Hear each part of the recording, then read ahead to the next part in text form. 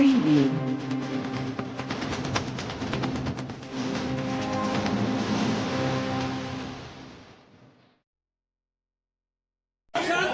शिवभोजन थालीचे पैसे थकीत आहे, महिलांना कर्ज काढावं लागत आहे. सरकार कधीपर्यंत त्यांचे पैसे देईल काय सांगणार?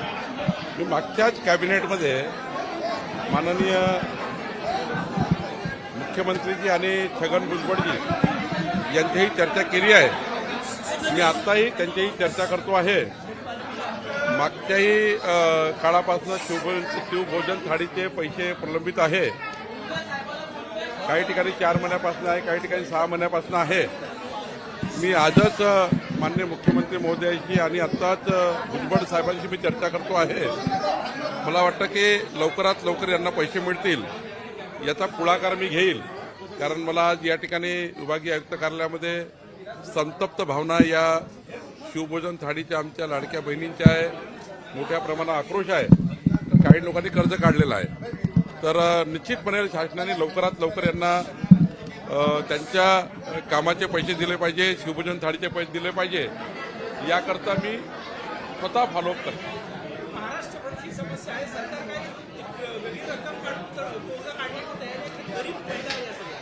मला हे माहिती आहे की त्यांनी मोठ्या प्रमाणावर कर्ज काढून शिवभोजन थाळी चालवलेली आहे. मागच्याही 15 दिवसापूर्वी मला यांचं निवेदन दिलं होतं. आमच्या सर्व बहिणी आल्या होत्या. पण मी निश्चितपणे आजच माननीय मुख्यमंत्री मोदींची आणि माननीय छगन भुजबळ साहेबांची चर्चा करून यामध्ये मार्ग काढण्याचा प्रयत्न करील. कारण त्यांच्या भावना संतप्त आहे आणि बरोबर आहे. 5-6 महिन्यापासून त्यांना पगार मिळाला नाही. पण काही लोकांनी तर असं मी सर्वांचं